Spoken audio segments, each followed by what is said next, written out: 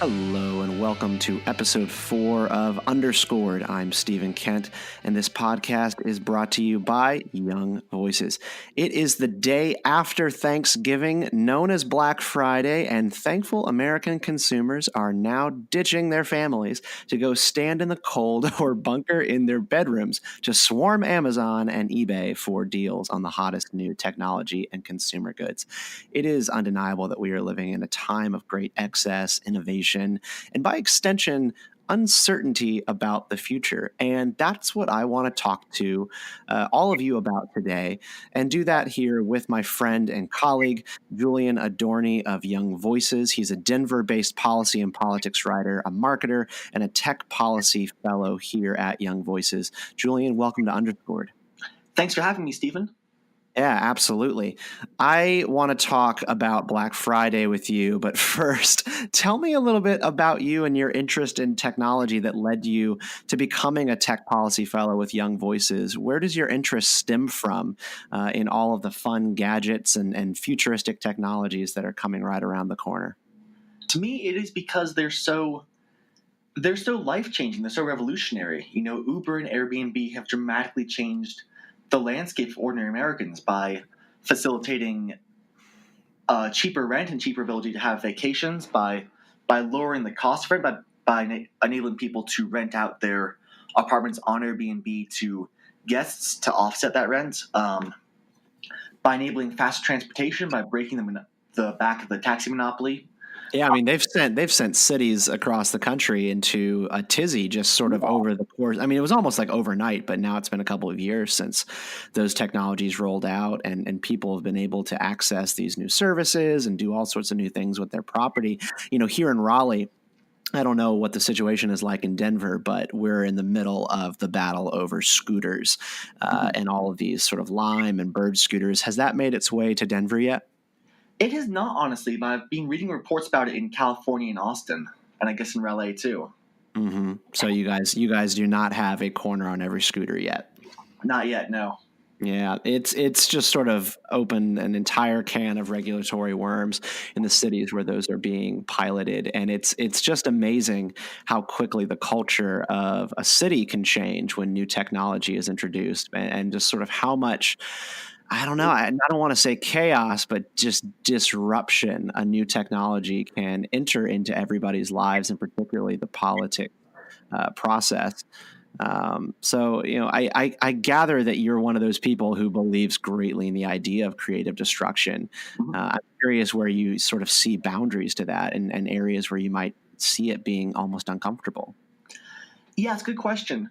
In the case of scooters, or in the case of a lot of different technologies, I really don't think it's the place of regulators to decide what's comfortable or uncomfortable, because you're talking about, 20 or 30 people, age 50 plus in a room together, all sitting down and deciding, well, we don't like this newfangled technology.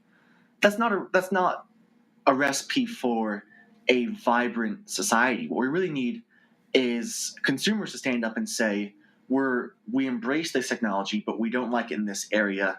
We don't want it over here. So one thing I really like is, with social media, for instance, there are very clear upsides in that you can connect with anyone in the world, and there are very clear downsides because, if you're checking Facebook all the time, it's distracting. It contributes to ADD.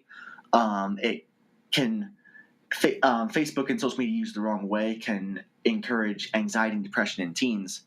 And so you have psychologists like Jonathan Haidt, who in his best-selling book, Coddling of the American Mind, recommended that parents only allow their children to be on social media 2 hours per day, because that's where more than that can be psychologically damaging to young people. And so that's the kind of consumer-driven regulation I prefer to see, where it's not some busybody in Washington, D.C. saying, hey, we're going to impose a one-size-fits-all solution.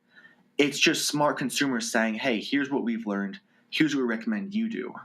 I'm glad you brought up the question of sort of tech elites limiting screen time with their own children. The Federalist Radio Hour was talking about that a little bit this week, and kind of, I don't know, I guess looking the other way on it and just wondering why these sort of wealthy families who have so much access to these technologies and understanding of them would be limiting their own children so much from them that they're not going to be as savvy as lower class kids who have less money, less resources at this technology that is going to govern, I think, the course of the future. It's Yeah. literacy. It's basic tech literacy.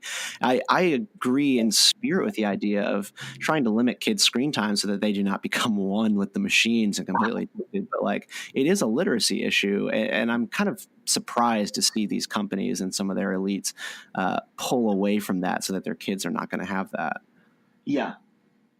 Yeah, I mean, is that something that you would personally do? I mean, you love technology. I don't know what you sort of see in your future, but do you see technology and sort of social media and screen time with a wary eye, or are you kind of all in on it? A little bit of both, honestly. I'm all in on people making their own individual choices, because what's right for me is not going to be right for you, is not going to be right for John down the street. For me personally, I've noticed that what's called deep work is very important to me, where you work for long periods of time without distraction. And so in those cases, I just turn my phone off. I put on Do Not Disturb. I don't check Facebook or Twitter or Instagram or anything like that during those periods, and that works really well for me. Yeah. But that said, for a social media manager, or for someone who's trying to invent the new Facebook competitor, Yeah. that's not going to be useful for them. So it's got to be individual. You grew up in the same time period as me. I kind of came up in the 90s. I don't know exactly when you were born, but I was born in 89. So we had a lot of looming promise of technological futures beyond sort of our wildest dreams back then. But instead, we kind of just have Facebook and Roombas. But, in all seriousness, are you impressed or kind of let down at where we are technologically as a society? I am phenomenally impressed, and I'll give you one reason. Wikipedia. Wikipedia it's not necessarily always accurate, but you can quickly learn about any topic in the world. And for political topics, you're always going to have comment wars, like when Paul Krugman tried to discredit Austrian economics on Wikipedia. But for topics like advanced physics or mathematics or whatever, those are pretty non-biased, and so you can usually trust the information on there. So what we essentially have in Wikipedia is almost all of human knowledge easily categorized and available at the tip of a click, right? And I think to me that's better than a flying car, because it's just fantastic. Yeah, it reminds me of the commercial for the iPhone. I think it was the iPhone featuring Common the rapper, and it's all about just how the phone, when you have that in your hand, you have more information in the palm of your hand than generations have had available to them. Going back to the Stone Age, like. Yeah. Amount of power that you have in your pocket is just out of this world, and we completely take it for granted, and accessing all of that information so quickly. So your point is well taken there. One thing that I guess has been part of the public policy conversation that is a bit of an impressive technology is the idea of the driverless car. This technology is right around the corner from being mainstreamed in some cities. They are literally around the corner. I remember when I was in Las Vegas, there were self-driving lifts available for doing pickups. I was not able to get one that time, but I definitely wanted to try it. So, Julian, how bought in are you on the coming wave of automated vehicles that's slowly being slow-walked into public life right now? Is this exciting to you or a little nerve-wracking? Oh, I think this is absolutely fantastic. Really? You want to be behind the wheel of a car that you don't have immediate control over your destiny and your fate? Yeah, I mean, we've all seen iRobot, I suspect, back in the day, where the self-driving car ends up basically kidnapping Will Smith. But I think that's unlikely because it's not really a viable business model to kidnap your customers. Um, True. and there are dangers around safety with self-driving cars, but there are dangers around safety with non-self-driving cars too, and I think those dangers are a lot larger. A self-driving car is never going to drink and drive. It's never going to be texting on the road. It's never going to, swerve 3 lanes to catch the exit it almost missed while chugging a Pepsi with one hand and trying to, steer with his knees while eating a donut. Self-driving cars are much better drivers than humans are, and so Yeah, I think that's definitely what I have believed as we've been kind of developing this technology over the course of several years. By the numbers, 37,000 people died in motor vehicle crashes just in 2017, and the National Highway and Safety Administration and auto companies, they ascribed 94% of serious crashes to human error. So, not thinking when you're changing lanes, being distracted, just not being a good driver or as good a driver as you can be. So the logic that kind of gets us to the point that you just mentioned was that, well, if you take the human out of the equation, then most of the crashes will just not happen. But just this morning, research is coming out from experts who have been studying this that sort of says like, well, the 94% causation rate about human error, it was derived from a 2008 government study, and it wasn't intended to be applied to autonomous vehicles. It's like, well, if you take the human out of the equation, then obviously it'll do good. I can detect my surroundings better than an automated vehicle can currently with the technology as is. No, that's a great point. And I do think there needs to be continued advances in the safety of these vehicles. I do think that right now they're probably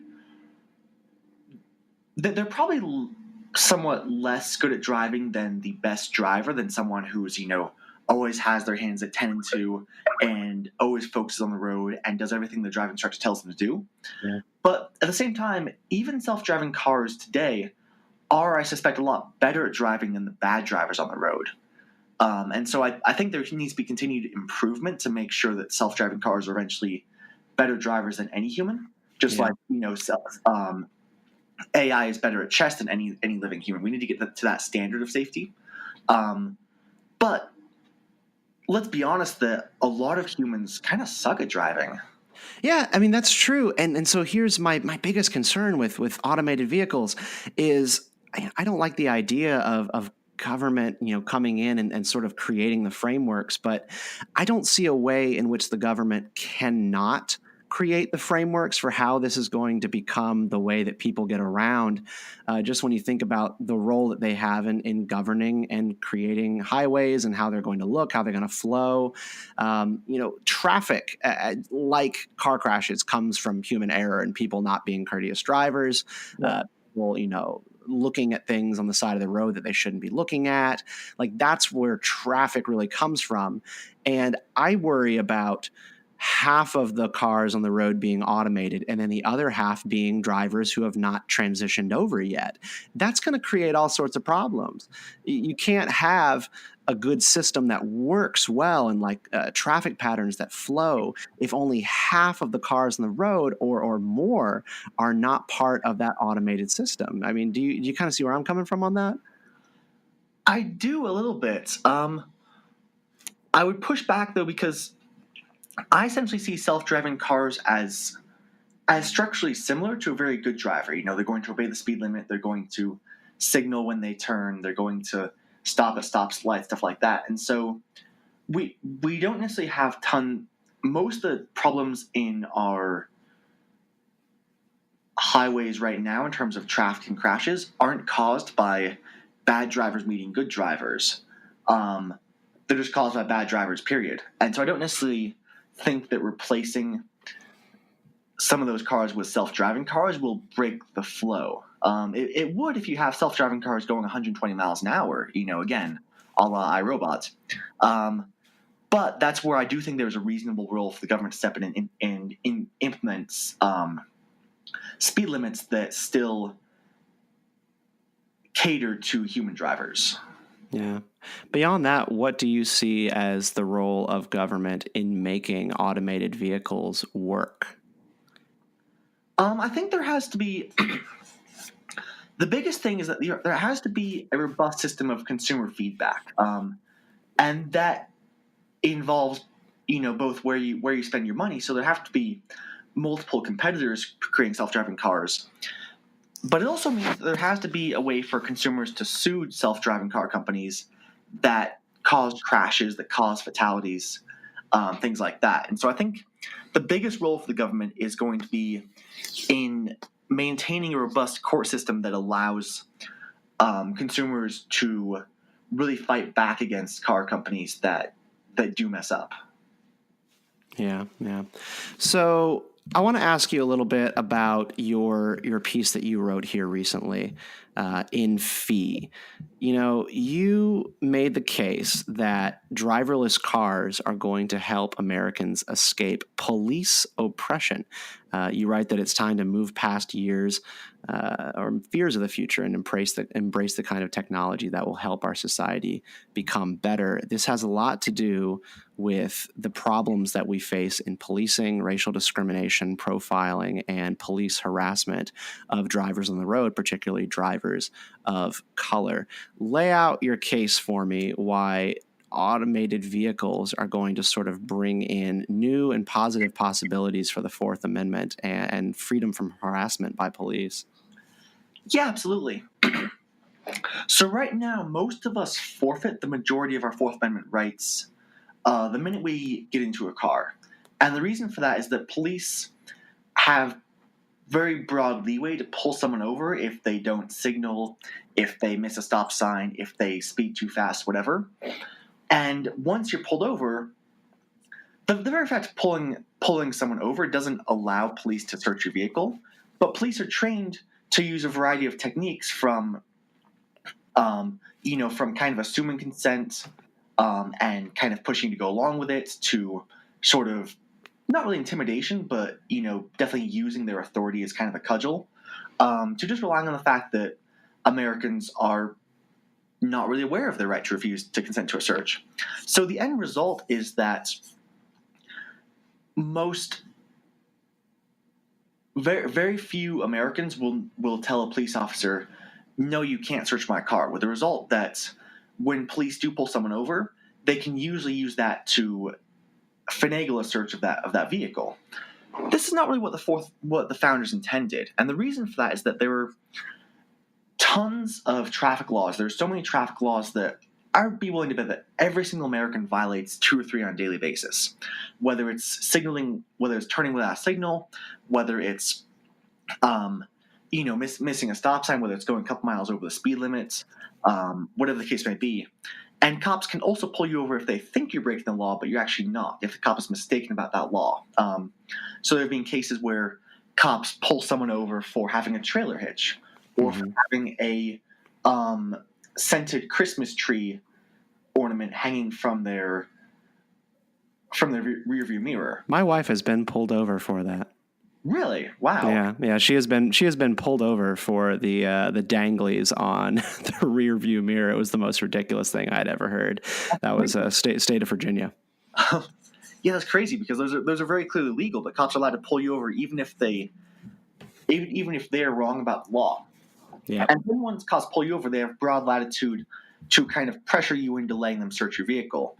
The end result is that if a cop wants to search your vehicle because he sees that you're dark-skinned in the car, or he sees that you have trash in the backseat and he thinks that's the mark of a drug dealer or whatever the case may be, he can find a reason to pull you over and search your car. This is not what the founding fathers intended for the Fourth Amendment. They really wanted to fight back against this sort of enormous leeway by agents of the state to search anyone they wanted to.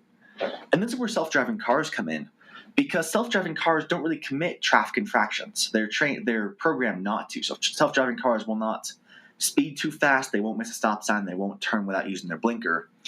And so in a world where everyone has self-driving cars, you dramatically cut down on the latitude that police have to pull over and search people for trivial reasons. Mm-hmm. Yeah, I could imagine a Thanksgiving highway situation where there's not a cop every couple of miles on the highway waiting for anybody to make a mistake so that they can pull them over. I mean, you sort of remove in the situation of a society that broadly has automated vehicles the need for having police on there to sort of, I don't know, intimidate and like keep order on the highway, which is what they do in theory, but then kind of what they do often in practice is just harass and intimidate people when they're trying to go about their business. Exactly. You also have two other cases that didn't make it into the article, but or one of the cases that didn't make it into the article and one that did. The one that did is these searches have a very stark racial component. And Radley Balco, who's a criminal justice journalist over at Washington Post, he interviewed the authors of a book who reviewed 20 million what are called pretextual searches, where cops see that you miss your blinker or whatever and then pull you over based on that. And they found very stark racial disparities. I think black people were almost twice as likely to be searched and pulled over as white people, even though whites actually are more likely to carry contraband in their cars. And so there's this, and that's not to say that individual cops are racist. It's more that we have developed a system that sort of encourages racial profiling. Yeah. And so if you embrace self-driving cars, then you really cut down on the ability of police to racially profile, which I think is a huge win for minority populations. And people are pretty not eager to embrace self-driving cars. One, I think you just have the consumers who are not sort of the more wealthy, tech-savvy elites who like just really want to stop driving and also stop paying a chauffeur. The rest of us are uncomfortable with the idea of not having our hands in control of what we are doing.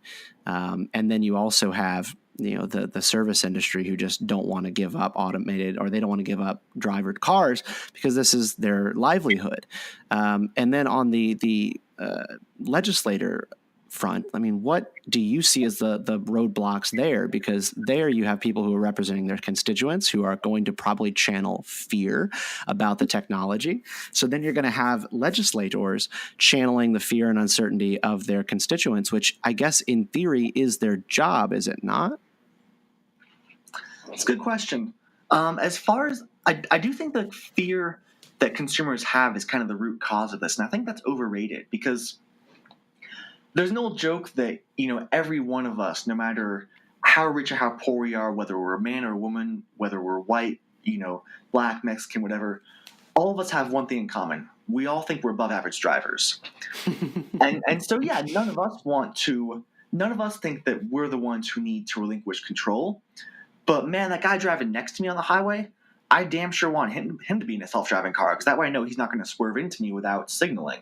And so I think we can kind of reroute consumer emotions a little bit away from fear of losing control and more towards, man, how much safer will it be once you know that the people driving 3-ton vehicles 65 miles zipping all around you aren't going to make some dumb mistake and crash into you as a result. I think we're looking at a much safer future. And so I try and push back on the root cause of that consumer fear. Yeah. All right, Julian, we're going to head to break. And then when we come back, we will talk about Black Friday and fun things for sale. Stay with us. Hey, you. Thanks for listening to Underscored. This is a podcast brought to you by Young Voices. Hit that subscribe button, and every week we will underscore together what's important this week that you need to know or know more about. You can find more about Young Voices by going to our website, www.young-voices.com. That's www.young-voices.com, and find us on Twitter at YVADV. I look forward to hearing from you and discussing with you more the principles and ideas of liberty that drive this podcast and should drive more of our political discourse today. All right, thanks for staying with us. Julian, Black Friday, you've got to be someone who is excited about some of the stuff that is for sale this year. There's always new and exciting technologies being rolled out on Black Friday, and some having their prices slashed. Are you somebody who's going to be out there standing in some sort of weird line or standing over your computer waiting for things to go on sale? I will not be standing in line because you just couldn't pay me enough money to sit there in a mob on.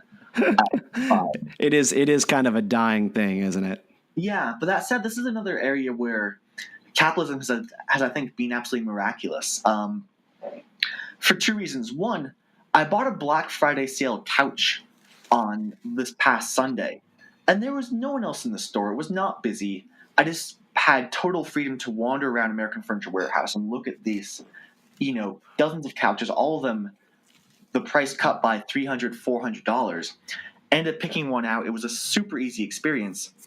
And it's and the reason I bring that up is that corporations have kind of realized that, hey, we don't want to contribute to the frenzy mob on Black Friday either. We're going to just start having week-long sales. Yeah. And to me, that's fantastic. And the second reason is that the rise of Cyber Monday and the rise of being able to do these things on Amazon has been absolutely game-changing, because now I don't have to sit in a mob, and get up at 4 a.m. to go to Best Buy and, go, cheek to jowl with 30 other people all looking for the same laptop. And,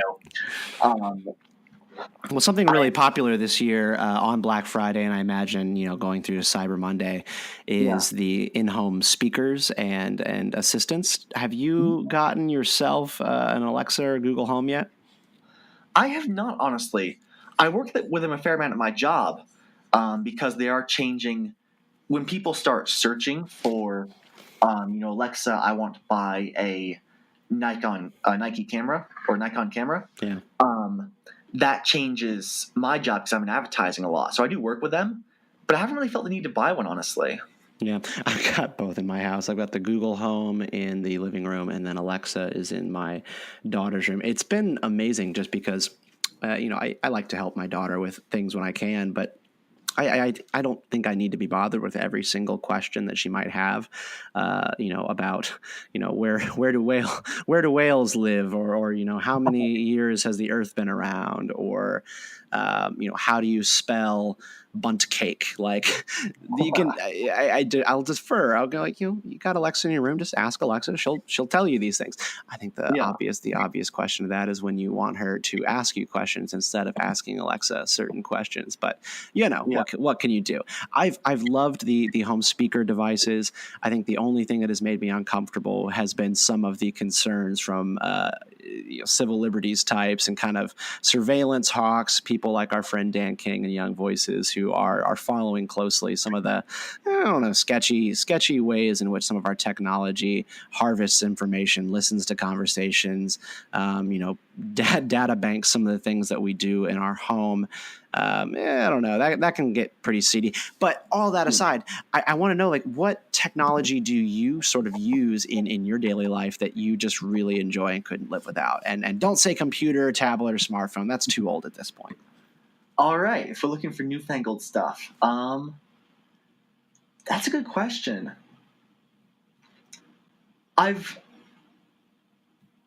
For me, what's critical has been listening to podcasts, honestly.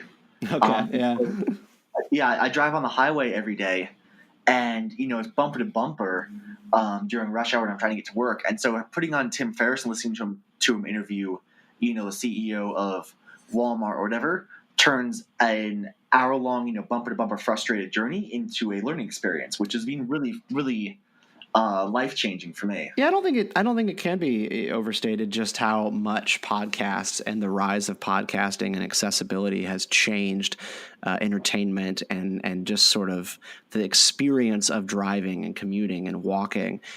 You're not bound anymore to being I don't know. If you want to catch your certain favorite radio show from 9 to 12, you have to be in your car from 9 to 12 or have it on at home, which who has a radio at home? Yeah. And now you can get all those things on demand. And frankly, you can get better podcasts for political talk or technology chatter on demand as well. It's one of my favorite areas in which the on-demand culture has sort of permeated our lives in a very low-key way. Yeah, definitely. Yeah. Well, Julian, I appreciate you coming on to the Underscored podcast today to talk tech, the Fourth Amendment, self-driving cars with me. It has been a pleasure having you. Thanks for having me, Stephen. It's been fantastic.